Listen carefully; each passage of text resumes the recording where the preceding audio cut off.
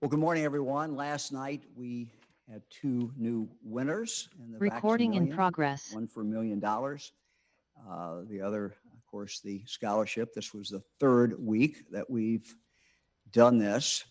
And, I normally, the way it works this week, this information is kept very close. The drawing is made at some point Monday to give the lottery people and the health people enough time to verify the person has in fact been vaccinated. And I'm told this week, I was told on Monday that the general locations in the state where individuals were. So I could start thinking about Wednesday. And then I think about 5 o'clock, I was given the two names. And what I've been doing for the last 3 weeks is picking up the phone about 7 o'clock and calling the winners. Last night I had the opportunity, Fran and I did actually, to knock on the door of Mr. Cline and tell him directly that he had won. So we had the opportunity this morning to kind of share with you Mark Cline, who won. He's from Richwood, Union County, and won the $1 million.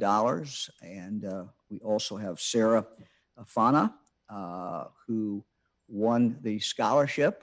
And Sara, good morning. Good to see you this morning. And your mom, Summer, good morning. Why don't we start with? We'll go back to Mark for a moment. And Mark, you won the $1 million. How you guys doing this morning? Less than 24 hours. I know that you had family and friends came over shortly after it was announced that you won. So I guess you had a celebration last night. Yeah, it was pretty surreal. From the moment we looked out and we saw you on our doorstep, things just started moving a million miles a minute. And we've had, family and friends reaching out and congratulating us. So it's been really exciting and, kind of a fun time to have won this. So that was great. Oh, I know people are just kind of interested in your story. You told me that you're retired. You want to tell us what you did before you retired? Yeah, previously I worked for Marathon Petroleum, several different positions working there. But when I retired in 2016, I was a project manager and just worked in the areas of environmental and safety and training, mostly with my career there. So great Ohio company, so it was, I've been very fortunate and blessed to have had a good career, and now with the little extra icing on the top of my life here, this is really good. I think more importantly, it's about getting the vaccine. So I mean, I hope everyone makes that decision to get it, and looks after their friends and neighbors. You and I and Fran were talking last night. You got it at the Union County Fairgrounds, and we actually visited there, but I guess we determined it was not the same day. But I was kind of joking with you, and Fran I think it was actually, you drove through the chicken barn, as I remember, at the Union County. They had a kind of a unique way of doing it. You drove right through the building, and you got the shot. It was they did a phenomenal job, I thought. Oh, it was great. Very, very easy the way they had it set up.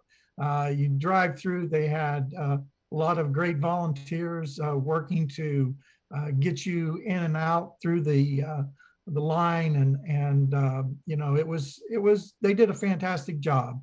We didn't have to even get out of our car. I mean, it was just, I was on one side, my wife was on the other, and we both got our shots, and it was no big deal. And we went back 21 days, I think it was, later to get the second one. So, and neither of us really had any side effects other than just a little soreness and arm. So people are afraid and seeing all the crazy things.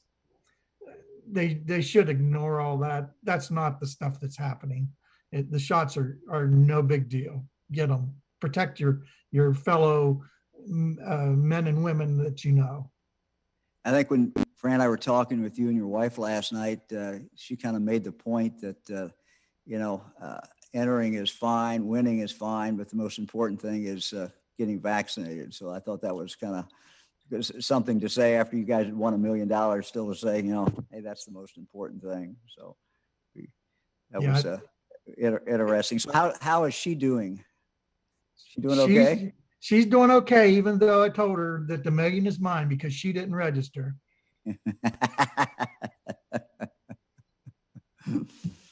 We'll be back with you in a moment, I'm sure, with members of the news media who may have some questions. Thank you. Sara, how are you doing?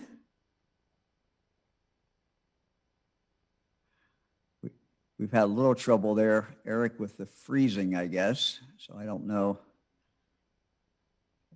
Let's try it again. How about now, Sara? Can you hear me? Good morning. Yes. Good morning. Good morning. So, Sara, what is your mom the one that told you you'd won? Who told you? Well, yes, my mom was the one that told me. And yeah. And was she excited? Was she Yes. more excited than you were? Probably. Probably, yes.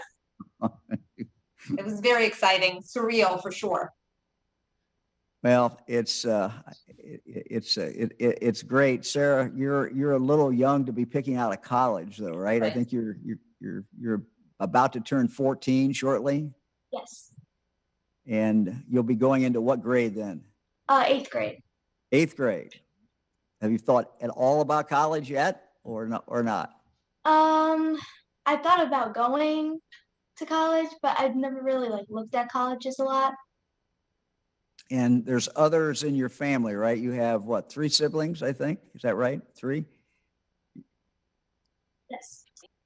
Because she has an older sister that's 17. So she's a little envious of this. Oh, I'm sure she is, but I think younger siblings. I think you told me though that it helps the whole family, right? Oh, so I mean, of course, yeah, of course. We're that's what I told her. I said what helps us and helps her definitely is going to help my 17-year-old. So that's how we're looking at it. Yeah, we feel so lucky and so blessed that we've won. But like Mark said, we're so lucky that we were able to access the vaccine, and it was a seamless process. We got our vaccine at Fairview Hospital, and as soon as the kids were old enough to get vaccinated, we signed up, and it was a very easy, just like I said, seamless event for us. So with minimal side effects. So that really is what I'm grateful and thankful for. And where did you all actually get the vaccine? Where did you say? At Fairview Hospital. Yeah. Yeah, their system is awesome, and it was like I said, there was no wait time. You just sort of walk right in and get your vaccine and wait your 15 minutes, and that's it. There was no complication. No, it was great. It was a great system. So, Sara, are you the youngest, or there's somebody younger than you? I have 2 younger siblings. Okay, so they've not been able to be vaccinated yet, then I assume. Right? So yeah. I have a brother who's 12 years old.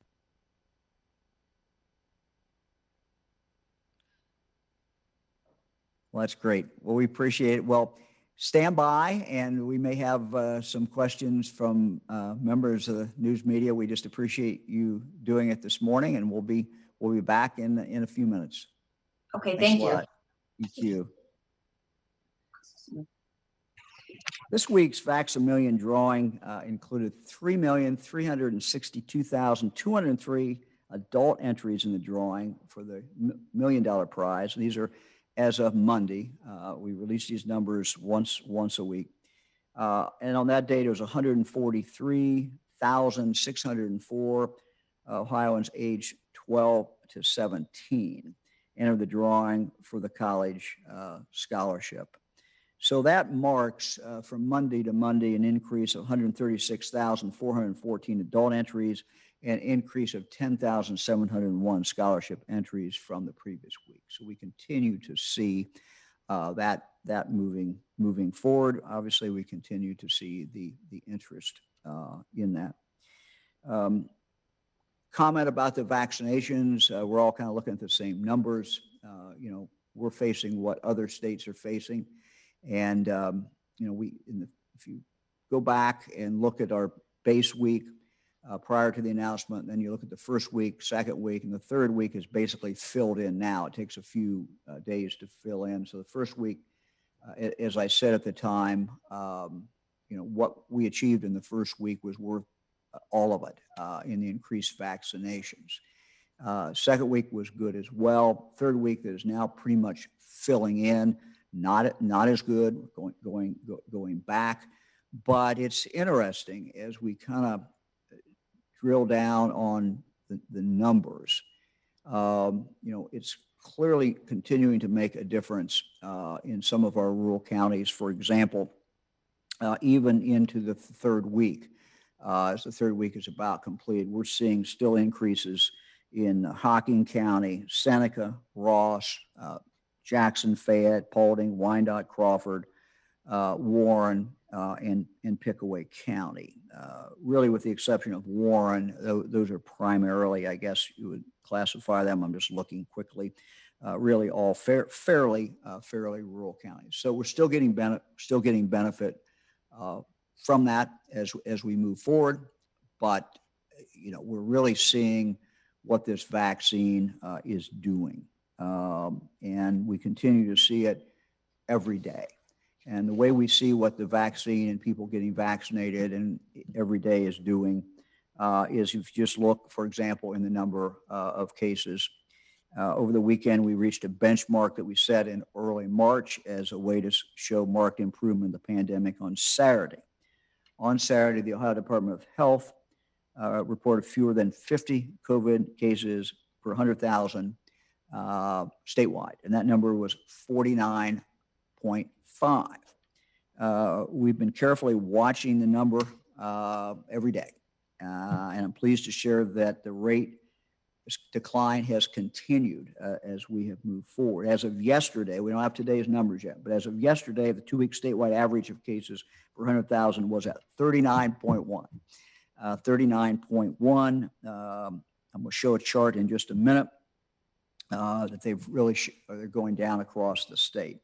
I think it certainly indicates that Ohio continues to move forward into really a new phase of this pandemic. We are moving forward. Vaccinations are working. Hospitalizations are down. Deaths are down. The threat of COVID is still out there, and for someone who's not been vaccinated, that threat is certainly still there. We would urge people, obviously, to get vaccinated. The more of us get vaccinated, the better off we all are going to be. Eric, let's look at the chart for a moment. This chart continues to, I don't know, Eric, if we can get a real close-up of that, but our highest county today, for example, our highest county today is Lawrence County at 77. And if you just go down and drop down, once we get down to Richland County, 1, 2, 3, 4, 5, 6, 7, 8, 9, 10, 11, 12, 13, 14, 15, 16, 17th county down, and every county below that, 17th county down, every county below that is below 50.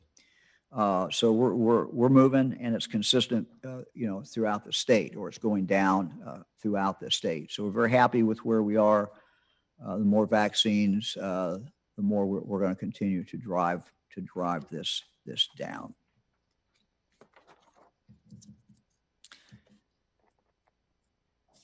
We are ready for questions, and we'll open it up for the news media.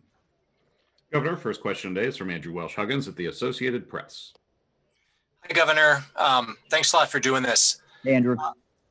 So switching to politics, what's your reaction, please, to the news that former Congressman Jim Renacci has announced that he'll challenge you in next year's Republican gubernatorial primary? What argument will you make to GOP voters to nominate you for the general election? Well, Andrew, thank you for the question. I was thinking this morning that it's throughout my career, it's a rare time that I do not have a primary opponent. That is the nature of life. That's the nature of politics. And so, there's going to be a primary. That should not be shocking to anyone simply because there's virtually always a primary in the races. And, I'll be laying out my vision for the future of the state of Ohio as we move forward. And, but I don't think anyone has had more press conferences, been out more than I have. And, we're now trying to put this pandemic in the rearview mirror, and Ohio is coming out strong. And I feel good, very, very good, frankly, with where we are. We made tough decisions early on. We cut spending. We froze hiring. And, as the budget is considered this week, Senate has done their work, House has done their work, now a conference committee and discussions are going on. I feel very good, about the work that they have done. If you look at our priorities, which is really investing in Ohioans, investing in the future, something we've talked about throughout our administration, not only talked about, but we put money into it and we put action into it. I feel very, very good about where we are. We have work to do, and that work will obviously have to continue and will continue. We're excited about that, but I think we're coming out of this in very, very strong, good shape, and we have still some people suffering, and we have to certainly work on that. But we're doing well, and we're coming out of this strong. Next question is from Julie Washington at cleveland.com. Hi, Governor. My question is about the Delta variant. Is the Delta variant in Ohio? And if so, what threat does it pose for unvaccinated Ohioans? Will the Delta variant and the number of unvaccinated Ohioans combine to make it harder for the state to reach herd immunity? Let me refer that to the medical expert, Dr. Vanderhoff. Doctor? Yeah, thank you very much. Very, very good question, because you're probably seeing media reports about the advent of the Delta variant. This is a variant that emerged out of India. It's actually referred to scientifically as B16172.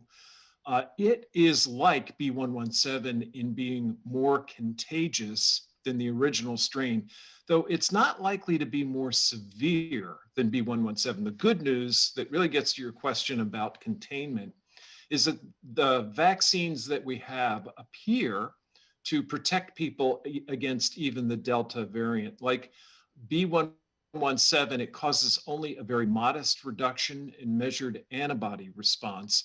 And that, of course, doesn't even account for the so-called cellular immunity. In terms of numbers, the Delta variant now accounts for more than 6% of all infections in the United States, according to the CDC. And out west, those numbers are even higher. So far here in Ohio, though, we're really only seeing a fraction of a percent in terms of our total mix. But I would fully expect that will rise. If we just look at the UK, it is appearing to rapidly overtake B117. Bottom line is vaccination. It's the way out of the pandemic. It's our best protection, including against the Delta variant. Thank you. Next question is from Dan DeRose at WOIO in Cleveland. Hey, Dan. Good morning, Governor. How are you, sir? I'm good, sir. A couple of questions for our winners. Mark, you're leaving us hanging here as reporters. You've got a great story about your wife not registering. I don't know how long you'll be able to hold on to all $1 million and not share it. So we'd love to hear the story behind who got registered, why she didn't register. And then for the mom of our winner, Sarah, first off, we can get mom's name. Can she walk us through? She seemed to be very passionate about getting her children vaccinated if we still have Sarah and her mother with us. Mark, do you want to start? Sure. Well, my wife and I both went out our shots at the same time. And we were actually talking when it was announced about the whole Vax-a-Million efforts. We're like, man, we already got our shots. Are we even going to be eligible?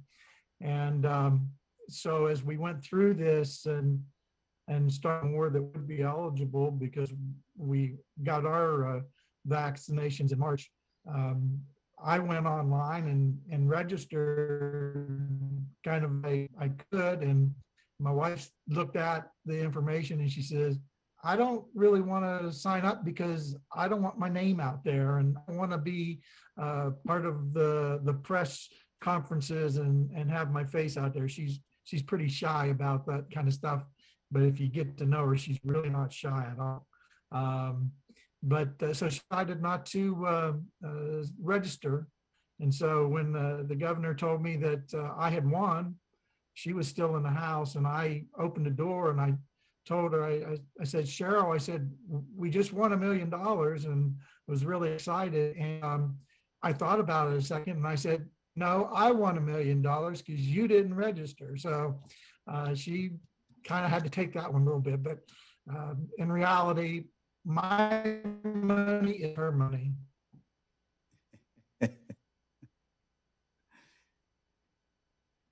So Mark, she might benefit a little bit from that, you think? Oh, I should benefit more than a little bit, you know. Thank you. My money's her money. Money's her money. But she's a wonderful wife, and so I'm happy and blessed to be able to share it with her. Summer, you guys you still remember the question? I think so. Asking about my my passion about getting the kids vaccinated. So I'm a nurse, so I sort of have seen the damage that COVID has done in all settings of healthcare. So when the vaccine came out and I was allowed to get vaccinated, there was no question that my husband and I were going to get vaccinated. You know, my father-in-law had COVID at the very beginning, was very ill, and my husband had had COVID. So there was any doubt that we were going to get vaccinated, but we were just so excited that that the vaccine was approved for our 17-year-old, and then I have 2 kids that are within the 12 and above age. So we just felt lucky that we were able to get the vaccine and it was available to us. So for me, it was a no-brainer. As soon as they were eligible, we signed up and we took them in. Thank you. Next question is from Jim Oddie at WHIO in Dayton. Jim. Hey, Governor, last week you had hinted that there was going to be some collaboration with private entities for potential additional incentives for the vaccinations. Is that moving forward? Do you have anything else that you could share with us on that? And a clarification, we are still under technically a health emergency from your orders. Is that correct? You could take either one of those in either order. Yeah, I mean, virtually everything is off as far as the mask, and the questions we get now sometimes really have to do with what a hospital is doing or what a nursing home is doing. So the general population, the masks are off. Virtually everything is off. We'll have clarification on the emergency order shortly, but we are pretty much back to normal. We're rolling.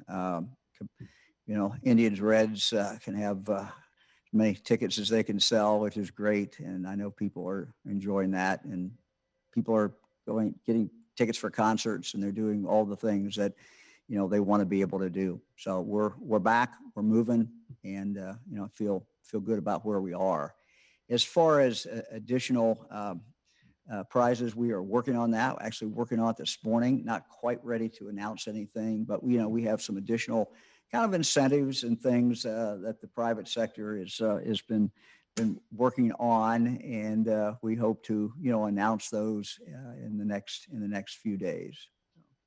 Looking forward to that. There's still ample reason for people to get their shot, ample reason for people to register. If you've not done so, you have until Sunday night for the next drawing. The next drawing, of course, will be next Wednesday. Another $1 million will be given. A scholarship will be given. And we hope to add, as I said, announce some additional prizes and different additional things that the private sector and businesses are going to be donating. So stay tuned. Next question is from Jackie Borchert at the Cincinnati Enquirer. Hi, Jackie. Good morning. Hi, good morning. My question is for Dr. Vanderhoff. He's still on. Sure, he's on. Great. Hi, Dr. Vanderhoff. Last week, hi. Last week you said that COVID-19 was one of the top causes of death among children. I haven't seen that reported anywhere else except for a children's hospital in Alabama. Can you explain where that information came from? Yeah, that actually comes from information from the American Academy of Pediatrics, and we can get you that reference offline.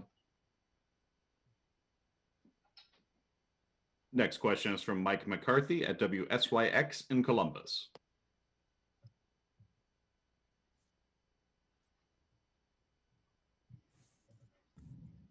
Governor, good morning. Thanks for the availability today, and thanks for making everyone else there available as well. I know the Associated Press already hinted upon this, but my question is also about the gubernatorial election and Jim Renacci joining the primary race. He's already released a video in which he is very critical of your response to the pandemic.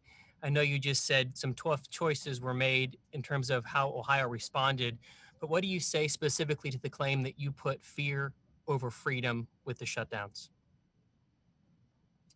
I've always felt that protecting human life is an essential belief of the people of the state, the country. I certainly believe that as far as Republicans. We talk a lot about protecting human life. So protecting human life is very important.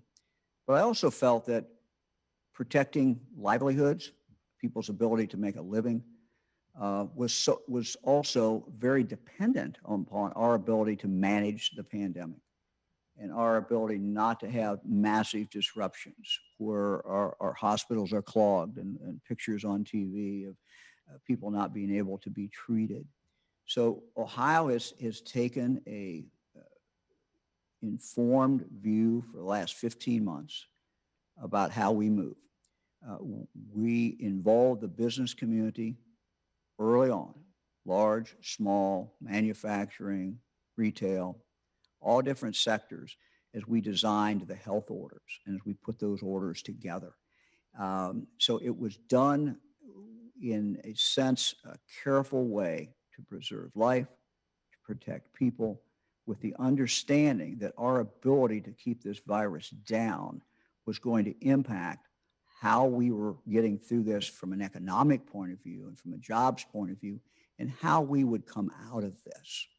So we made decisions early on to dramatically cut spending, and we did it early. At the same time, we froze hiring and took the number of people over time down who were working for the state of Ohio. Because of those early decisions, the careful way that we did it, we are coming out of this strong. If you look at the national unemployment, we're way ahead of below that national unemployment level. We are basically back to where we are when we started. The budget that is being considered, the Senate, the House, budget that we propose is informed by good revenues that are coming out. We're seeing good revenues, and my director of the budget next week on Tuesday will be testifying and giving the latest update. I would simply say that I think people will be pleased with how Ohio is doing and the position that we are in as we move forward. Governor, next question is the last question for today, and it belongs to Sara Arthurs of the Findlay Courier. Yes, thank you for holding this, Governor. My question is for Mark. I'm here in Findlay. When you said Marathon Petroleum, my ears perked up. Did you work for Marathon here in Findlay? And can you tell us a little bit more about what you did for Marathon and your career? Thank you. Yes, I did work in Findlay for 20 some years, I believe, in Findlay. I worked as an environmental and safety engineer is what I first started with Marathon Pipeline at the time, and worked in those capacities for several years, and I then worked in the learning and development area. I was training supervisor for the pipeline organization and the terminal organization. And I then moved into, as I said, when I retired in 2016, I was a project manager working on some things related to learning and development. Love Findlay, worked there and enjoyed living there, great community. We moved to Richwood because our daughter and son-in-law and granddaughters all are down here in Marysville. So we moved here to be closer to them, and we found another great community to live in. And it's been nice down here. And again, we get to spend time with the grandkids, and all that has been wonderful. Mark, thank you very, very much. Sara, thank you. Thanks both of you for being with us. We appreciate it very, very much. We wish you all the best. Let me just close by one additional thought. We have received, I know, some inquiries in regard to my position on House Bill 248. And I'm not going to get into all the details about this bill, but I think it's important for us to remember what great strides have been made, how our lives have been changed by vaccines. Probably millions of people's lives around the world have been changed for the better. Lives saved. I remember as a child when polio struck fear, absolute terror, that word in parents, and people altered their behavior with their children. Their willingness to go to a ball game and to go to a swimming pool in the summer. People were terrified. Polio is eradicated. And it's not just polio. Before modern medicines, diseases such as measles, mumps, polio, whooping cough were common and caused great suffering and death for thousands of people every single year. We no longer fear our children being stricken with polio. Deaths from tetanus, whooping cough are almost unheard of today. And many doctors have never even seen a case of measles. Just fundamental changes that we have seen, and changes that I've seen in my lifetime because of the great work of medical science. This is really, vaccines are just so very, very important. And I just think we need to, sometimes it's easy to forget where we were or where we would be without these life-saving vaccines. So I certainly oppose House Bill 248, but I just think it's important for us to keep a big perspective about that. But people can go talk about the bill. I'm sure there will be opponent testimony as well, and you'll hear from medical experts who will come in and talk about the different provisions of the bill. But keeping the big picture in mind, I think is very important. Hope everybody has a good day, and we'll talk to you next week. Thank you.